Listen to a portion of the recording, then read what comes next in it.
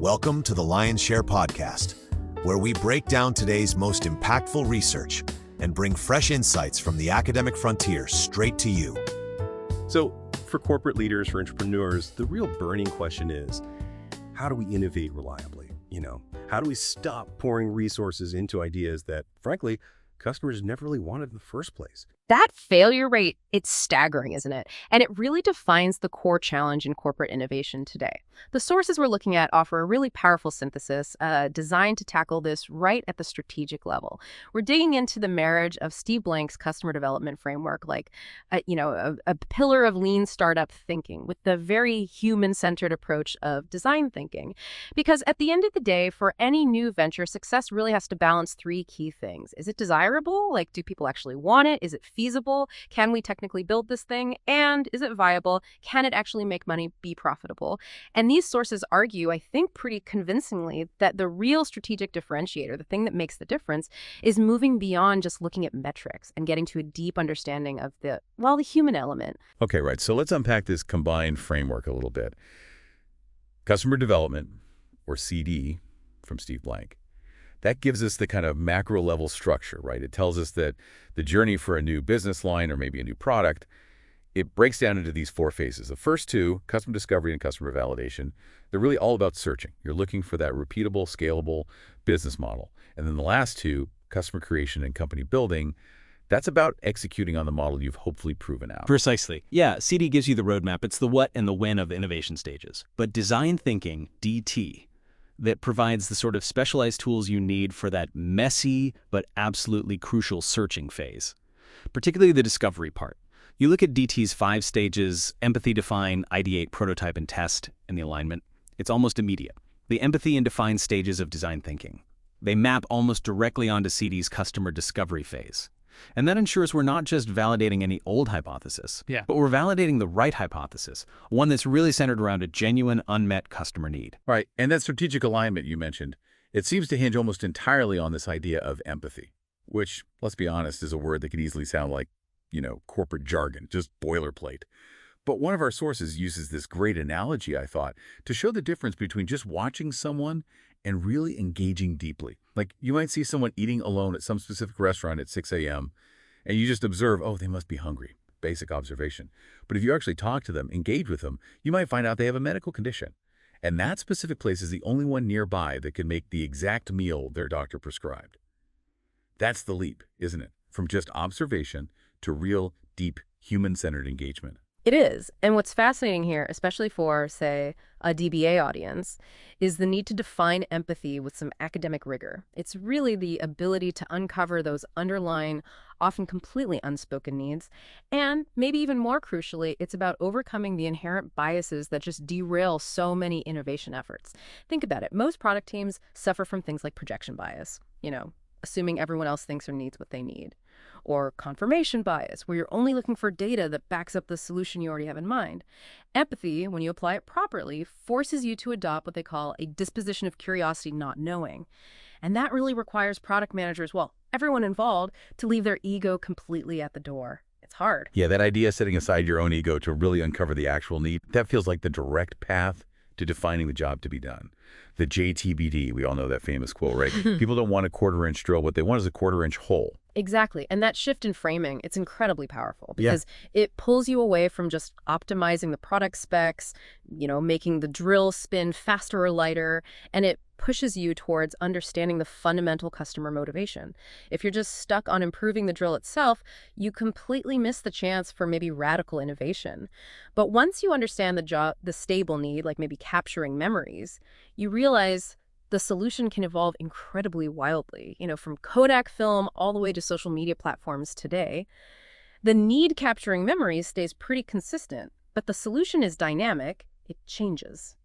Okay, but that does raise a practical challenge, doesn't it? If the job is really that abstract, like achieving mastery or, as you said, capturing memories, how do product teams stop that concept from becoming just so broad that it's not useful for guiding development today? Like, how do you keep a practical focus while still embracing all that ambiguity in the search phase? That's a great question. And that's really where the next design thinking phases define and ideate. they come into play. The process itself actually imposes the necessary rigor. See, innovation often relies on this cycle of divergence, where you're generating a huge array of potential ideas, different ways of framing the problem, followed by pretty rapid convergence where you hone in on a viable solution or at least a testable hypothesis. But to get that divergence right, you first have to execute on the key methodology. You have to go to Gemba. You have to go to the actual place where the customer is experiencing the problem. And when you're there, you absolutely must ask the proper question. Einstein supposedly said something like, if he had an hour to solve a problem, he'd spend 55 minutes defining the problem and 5 minutes finding the solution. The idea is spend most of your time really defining the problem accurately. Right, and this is where the methodology really starts to pay off, as we see in some of these case studies. Let's take the story of Doug Dietz, the engineer at GE Healthcare. He designed this technically brilliant, award-winning MRI machine. But then, when he actually saw kids trying to use it, he realized they were absolutely terrified. His first instinct, try to reduce the noise for this day, an incremental fix. But the aha moment, the real insight, came when he realized the core problem wasn't the noise itself, it was the fear. That's a perfect illustration. It really is. It shows radical innovation that's driven entirely by reframing the problem definition. That's what some people call Big D design. By applying that human-centered design thinking, by talking to child life specialists, Dietz completely shifted the user experience. It went from this terrifying medical procedure to something like a pirate adventure theme park environment. And the business impact, it was profound. Much less need for expensive sedation, fewer repeat scans because the kids were calmer, and just a massive boost to that desirability pillar we talked about. It really shows how addressing deep human needs can directly impact the bottom line. Okay, and our second example really highlights the power of pivoting your point of view. This is the Embrace infant warmer. It was designed by some Stanford students, originally aiming to create a super low-cost incubator for hospitals in Nepal. They initially focused on the doctor as the primary user, right? Assuming the main problem was just the affordability of hospital equipment. But then, after doing that rigorous empathy work, actually going to Gemba, they realized the real user wasn't the hospital staff at all. It was the desperate Nepali mother, often in a really remote village, who couldn't even get to the hospital. Exactly. The core needed to keep the baby warm. That was consistent. That didn't change. But the solution had to change dramatically once they truly understood and defined the user's actual circumstances. So their new point of view became something like, a Nepali mother in a remote village needs an affordable, portable way to keep her newborn warm because the hospital is simply unreachable. And that led to the Embrace Warmer. It became a successful company operating now in, I think, 11 countries. And the solution was something like 99% cheaper than a traditional incubator. That pivot was driven purely by deep insight into the user's context, not by comparing features with existing products. These cases are, they're really beautiful examples of success that hinges on that qualitative empathy work. Which brings us, I think, directly to the kind of quantitative elephant in the room, the data paradox. We live in this organizational world that's, let's face it, obsessed with quantitative metrics. Six Sigma, TQM, huge, rigorous market research studies. So for corporate entrepreneurs trying to do this kind of work, how do you possibly convince management to fund projects based on these sort of fuzzier qualitative insights? Especially when, often, their funding depends on proving their initial quantitative revenue hypothesis. That is the essential challenge, isn't it? Both academically and practically. Quantitative data, it tells you what happened. It looks backwards at past market actions. But design thinking, these empathy studies, they tell you why it happened. They uncover the underlying motivation, and that informs the future market potential. The research we looked at really highlights the risk here. If you over-rely on purely quantitative metrics, it often steers organizations towards safer, more incremental product choices. Why? Because those are just easier to project financially up front. But here's a key strategic nugget from the research.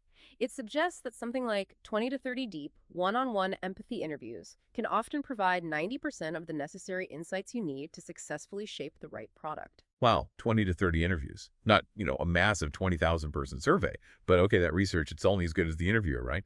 How do we ensure there's methodological rigor?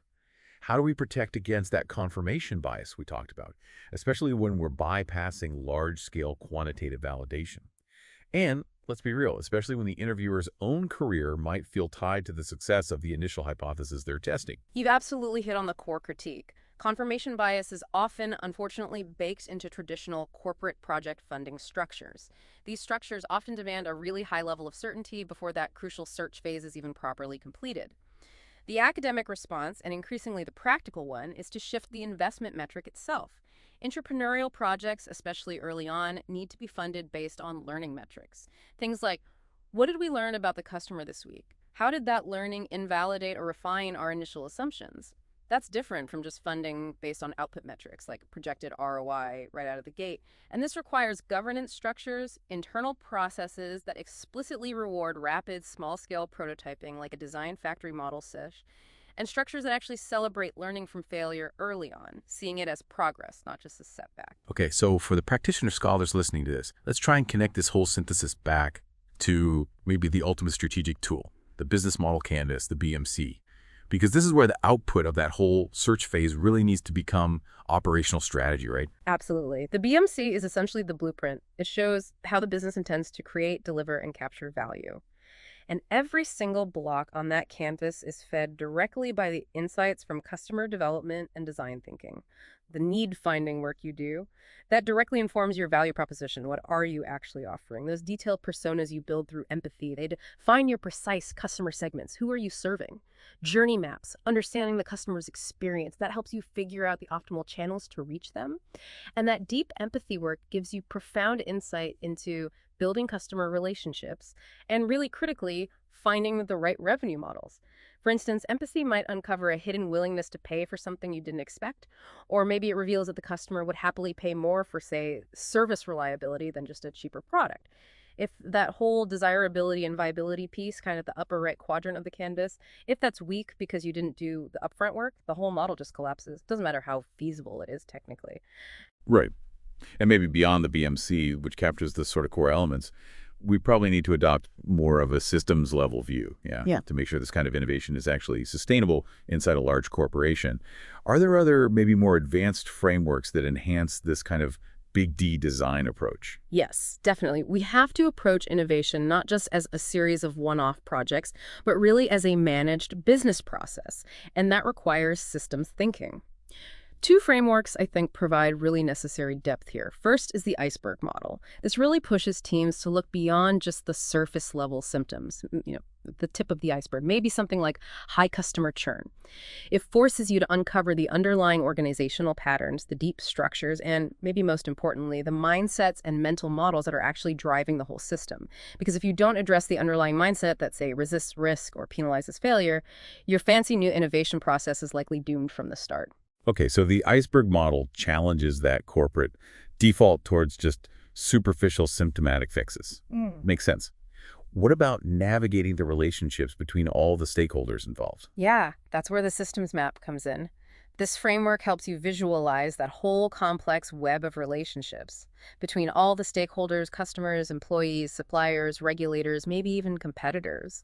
It helps show who really holds the decision-making power, where the crucial information flows or doesn't flow, and where the gaps in resources or capabilities might exist. This kind of holistic view is just essential because you could have a brilliant design thinking solution that's technically feasible, customers desire it, but if it fundamentally disrupts a critical internal political structure or steps on the wrong toes, it's just never going to be viable or sustainable within that organization.